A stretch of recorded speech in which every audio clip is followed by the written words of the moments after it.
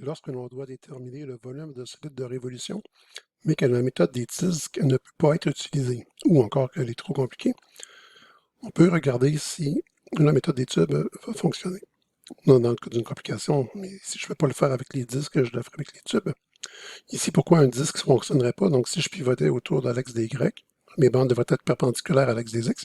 Le problème, c'est que je vais croiser ma courbe souvent.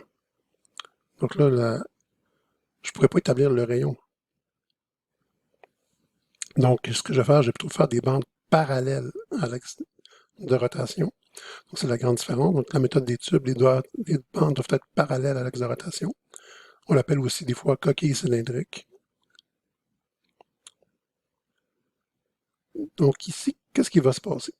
Quand la bande va pivoter autour de l'axe des Y, il y a une partie qui va être pleine dans ma bande, puis il va y avoir un trou au centre aussi. Donc, ça va me faire un genre de cylindre troué, ici, comme ça. Un tube, en fait. Puis, évidemment, quand je vais mettre une autre bande, après, ça va mettre une couche. C'est comme si je mettais une couche par-dessus, si j'allais par couches successives. Puis si je mets des bandes à l'intérieur, ben, ça va venir combler le vide qui est ici. Donc, il n'y aura pas de méthode des tubes pleins ou troués. En fait, c'est la même méthode. C'est l'intervalle d'intégration qui va déterminer s'il y a un vide ou s'il n'y en a pas. Parce que si je mets des bandes comme ça ici jusqu'à l'axe de rotation, il n'y aura pas de vide ici. Chaque bande va me faire un petit cylindre plein. Si j'intègre avant l'axe de rotation, ben là, il y aura un trou. Donc, il y a une partie qui ne sera pas comblée.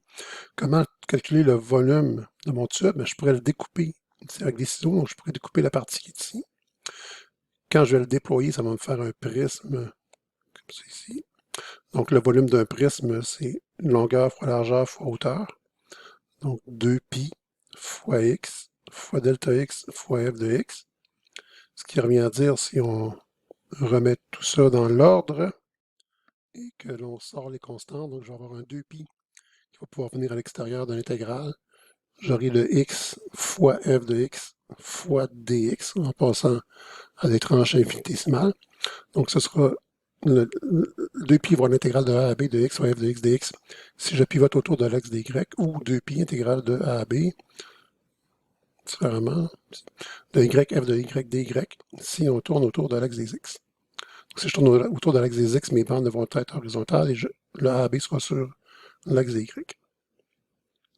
En général, si h est la distance à l'axe de rotation et r est le rayon de rotation, on aura plutôt 2pi fois h de x, qui joue l'équivalent du f, là, donc la longueur de la bande, fois r de x, qui joue le rôle du x, donc le rayon de rotation, fois l'épaisseur des x. Même chose, donc l'équivalent y.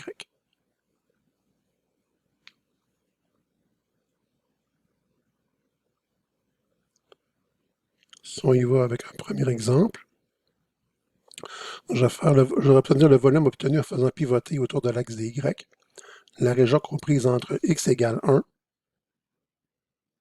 x égale 2, et y égale 1 sur x4. Okay. Ici, ce qui aurait été un petit peu emmerdant avec les disques, c'est que j'aurais eu des pentes perpendiculaires. Donc, j'aurais eu ici de mon 1 sur x4 jusqu'à l'axe de rotation, mais j'ai un petit bout ici qu'il aurait fallu que j'ajoute. Donc, il aurait fallu que je fasse comme deux parties parce que j'ai pas la même courbe ici, là, de 0 à 1 16e. Donc, ça, c'est un exemple où les disques auraient été possibles, mais plus compliqués que les tubes. Donc, si je fais la méthode des tubes, j'ai une bande qui est parallèle à l'axe de rotation. Donc, je vais travailler en X. J'ai ma distance à l'axe de rotation, j'ai la hauteur de ma bande. Donc, on va y aller. Le volume sera V égale 2pi fois l'intégrale de quoi à quoi. On nous le donne ici de 1 à 2. Donc, il va y avoir un trou parce que mon intervalle d'intégration ne se rend pas jusqu'à l'axe de rotation.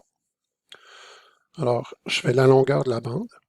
Dans mon cas, ça va être le haut moins le bas. Donc, 1 sur x4 moins 0. Pour la première fois, je peux l'écrire au long. 1 sur, 1 sur x4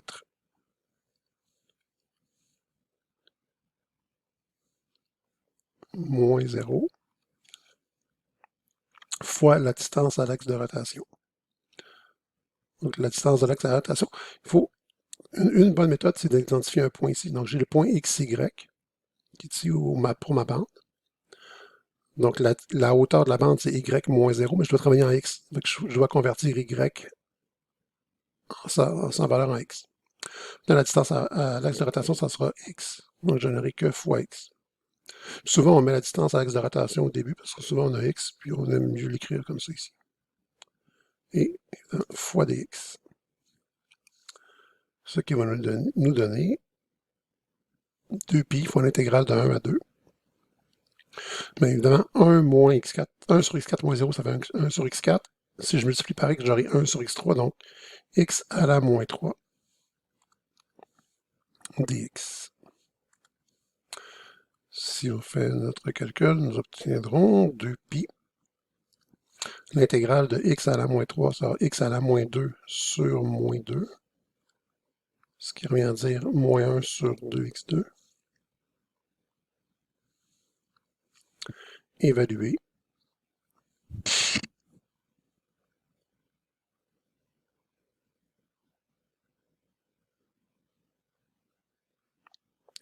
De 1 jusqu'à 2. Si on pourrait mettre moins 2, on pourrait mettre moins 2pi. En fait, les deux ici vont simplifier. Je vais écrire moins pi fois l'évaluation à la bande supérieure.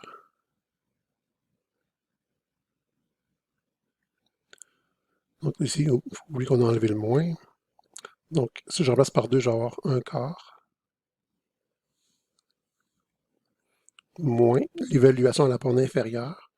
Donc, si je remplace par 1, j'aurai 1 sur 1 au carré. Donc, 1 quart moins 1, ça fait moins 3 quarts. Fois moins pi, ça fait 3 pi sur 4. Ou 3 quarts de pi.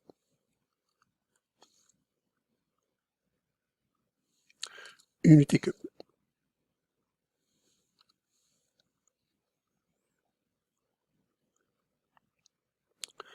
Ça donne souvent des intégrales qui sont relativement simples à faire.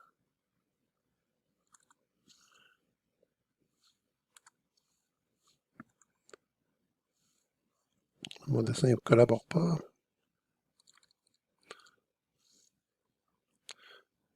Mais, donc, je n'ai pas à me taper des élévations au carré.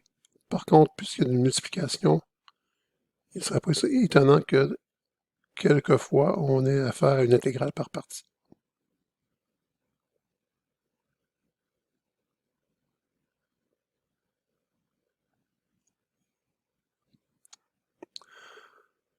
OK. Deuxième exemple.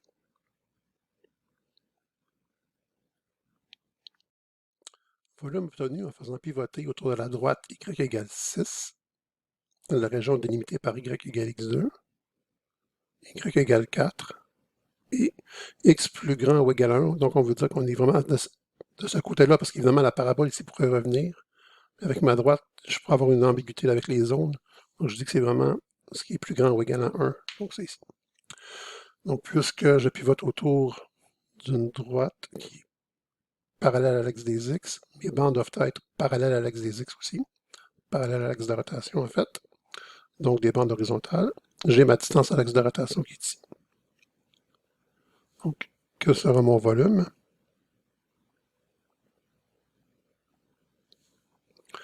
Alors, le volume sera donné par 2pi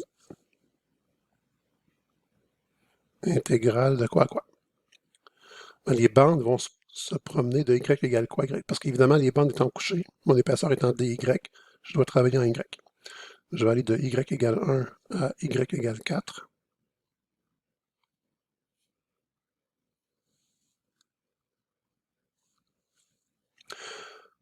La distance à l'axe de rotation ici, 6. Okay. Encore si je prends mon point xy ici, ce serait 6 moins le y, parce que je suis en hauteur. Puis je dois travailler en y, donc c'est parfait. Donc, la distance à l'axe de rotation, c'est 6 moins y,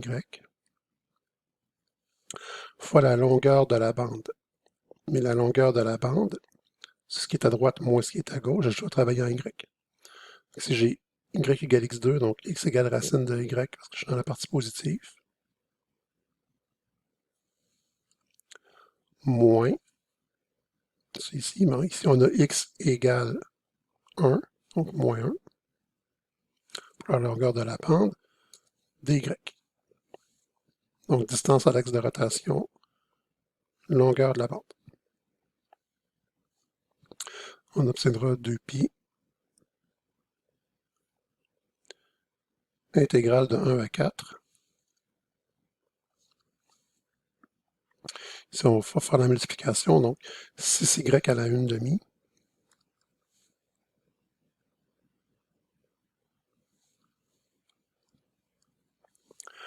moins 6. Ici, j'ai moins y fois y à la 1/2, donc moins y à la 3/2.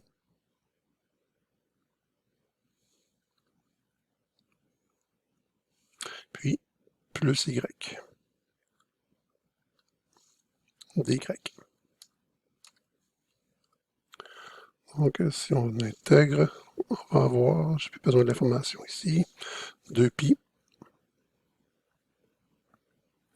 facteur de, l'intégrale de 6y à la 1/2, j'aurai 6y à la 3/2 sur 3/2. 6, on va l'écrire, puis on va simplifier après, y à la 3/2.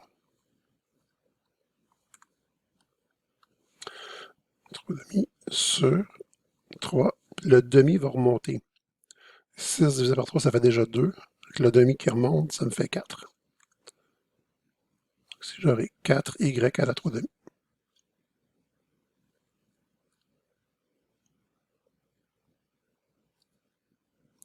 Moins 6y. Moins y à la 5/2 sur 5/2. Y à la 5/2 sur 5/2 remonte. Plus y2 sur 2.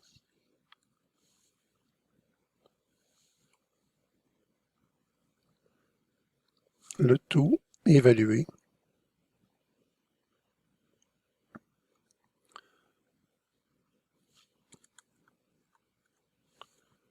de 1 à 2, de 1 à 4. On aura 2π fois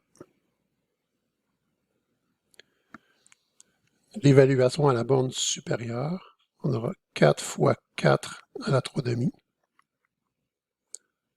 moins 6 fois 4, plus 2 cinquièmes fois 4 à la 5/2, plus 4 au carré sur 2,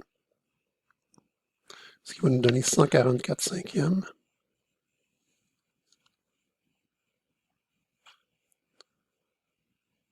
moins l'évaluation à la borne inférieure.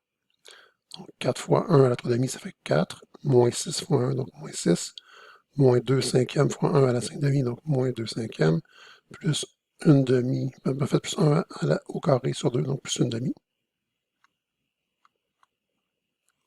Ce qui nous donne moins 19 dixièmes.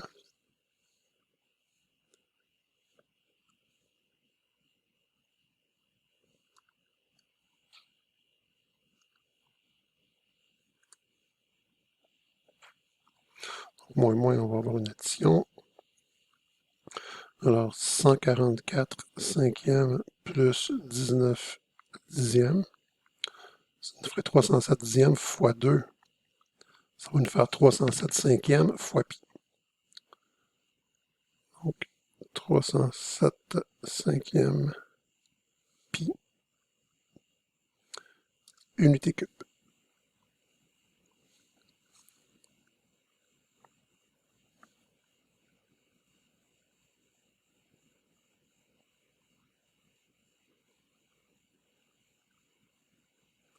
Bon. Ici, on aurait aussi pu faire un disque troué. Donc, c'est un exemple où les deux méthodes auraient fonctionné.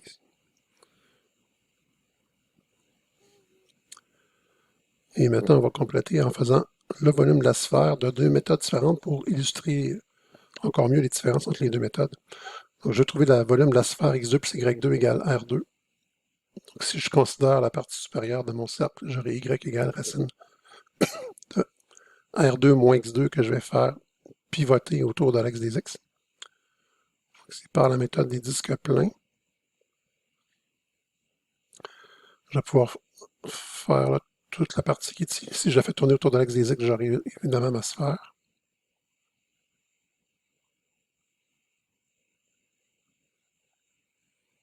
Donc, par la méthode des disques pleins, qu'est-ce que j'aurai? Le volume égal, pi fois l'intégrale de moins R à R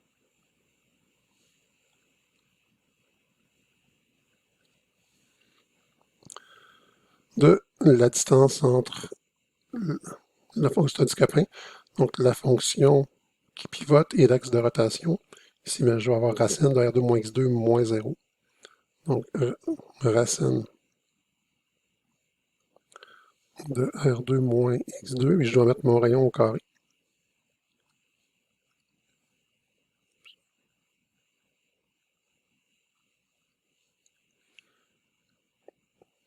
Dx, et mon rayon au carré, ici. Ce qui va annuler la racine, donc ça va nous faire pi fois.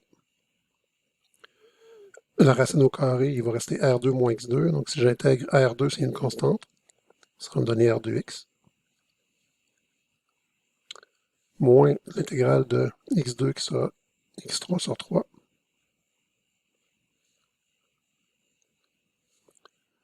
Le tout évalué de moins R à R.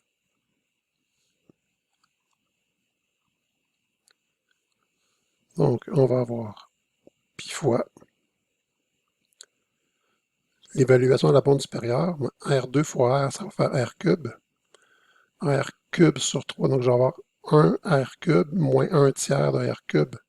Ça va me faire 2 tiers de R cube.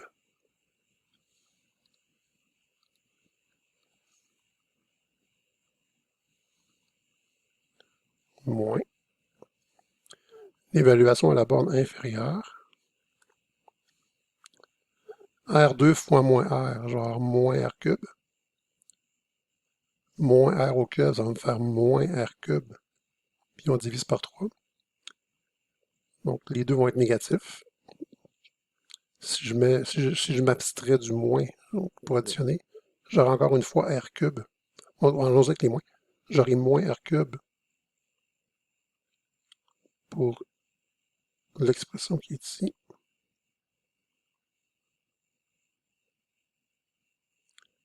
Donc moins 1 R cube. Si je vais avoir moins R cube sur 3, mais j'ai un moins en avant, donc plus. Donc moins 1 R cube plus 1 tiers de R cube, ça me fait comme moins 3 tiers plus 1 tiers, ça me fait encore moins 2 tiers de R cube. Moins 2 tiers de R cube. 2 tiers moins moins 2 tiers, ça nous fait 4 tiers. On a donc 4 tiers de R cube fois pi, ou 4 tiers pi R cube, qui est vraiment ce dont on devait s'attendre pour le volume d'une sphère de rayon R. Unité cube. 4 pi R3 sur 3.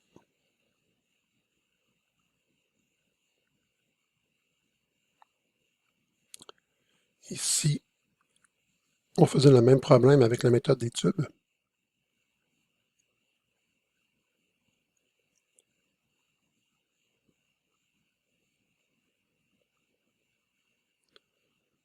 Alors, dans ce cas-là ici, notre volume va être donné par... Bon, quand je vais faire un tube, puis si je tourne autour de, si j'essaie de tourner autour de l'axe des X, je vais travailler en Y, parce que ma bande doit être couchée. Donc, au lieu d'avoir R2 moins X2, j'aurai R2 moins Y2, parce que j'aurai isolé le X, plutôt que le Y, dans l'équation du cercle. Mais je ne peux pas me rendre ici jusqu'au bout. Parce que quand je vais faire la longueur de la bande, ça me donnerait comme le cercle moins le cercle. Ça n'a pas de sens. Donc, je vais juste faire pivoter la moitié de la courbe, ce qui va me donner une hémisphère, puis je vais multiplier par 2 pour avoir la sphère. Donc, on va dire 2 fois le volume qu'on obtient quand on fait pivoter le demi. C'est le quart de cercle qui est ici.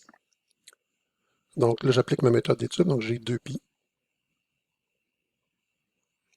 Intégrale de quoi à quoi? Les bandes vont aller de 0 jusqu'à R. La distance à l'axe de rotation, qui va être ma fonction. Donc la racine de R2. En fait, non. Ici. J'ai en train de le faire à l'envers.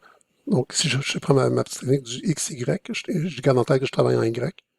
Donc, la hauteur ici, c'est Y. J'ai Y fois. La longueur de la bande ici, je vais avoir la fonction moins 0. Puis, puisque la fonction est en Y, mais ce sera racine de R2 moins Y2.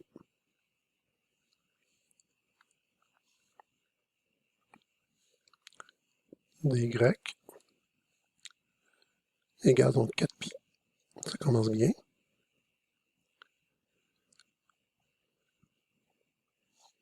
En fait, avant d'écrire ça, on va constater ici que pour intégrer, on va avoir besoin de faire un changement de variable.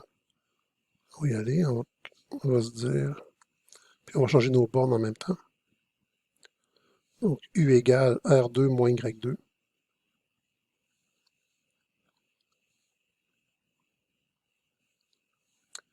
Du égale moins 2Y dy.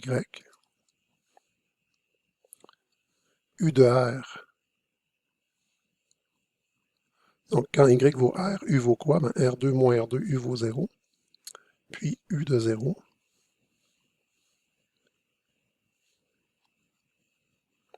Donc, R2 moins 0 au carré, ça fait R2. Donc, quand Y va de 0 à R, U va de R2 à 0. Mon volume sera égal à 4pi intégrale. Puis ici, vu qu'il y a un moins qui va apparaître, je vais inverser l'ordre de mes bornes. Donc, ça va inverser le signe. J'aurai plus de moins. Au lieu d'aller de R2 à 0, je vais aller de 0 à R2. De 0 à R2. De Y. Je vais être en termes de U. N'oublions pas. Et Y ici va être compensé par mon DU. Donc, le Y dy. Le Y dy va devenir un DU sur 2, parce que là, on a plus de moins vu qu'on a inversé les bornes. Donc, j'aurai une demi-fois.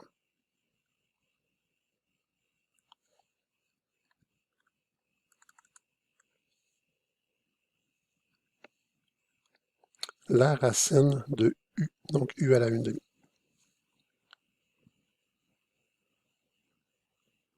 DU.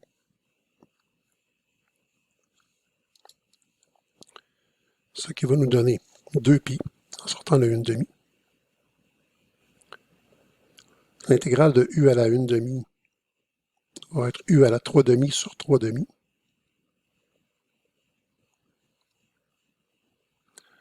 Sur 3, et le demi va remonter pour me redonner 4 ici. Le tout évalué.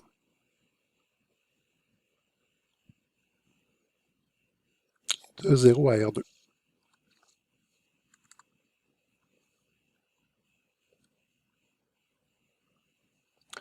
D'accord, la partie avec le 0, ben, 0 à la 3 demi, ça va me faire 0, donc seulement la bande du haut va contribuer dans ce cas-ci. On aura donc 4pi sur 3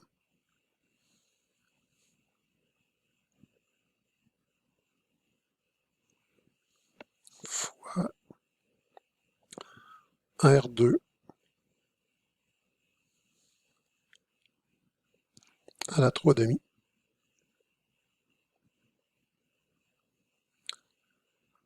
On peut toujours indiquer notre moins 0 si on y tient. Et ça va nous donner, ben, R2 à la 3 demi, on multiplie les exposants, il va rester R3. Donc 4 tiers pi R3.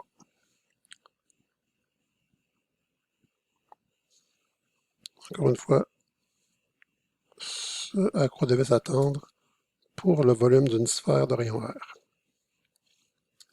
Unité cube. On a vu donc deux façons de calculer le volume d'un même solide. Puis on voit qu'une méthode était beaucoup plus directe que l'autre. C'est pas toujours les disques qui sont les plus simples. Des fois, ça peut être les tubes aussi. Quelquefois, on n'a pas le choix puisqu'une des deux méthodes ne fonctionne pas. Si les deux méthodes fonctionnent, c'est à notre guise, on y va avec ce qu'on veut.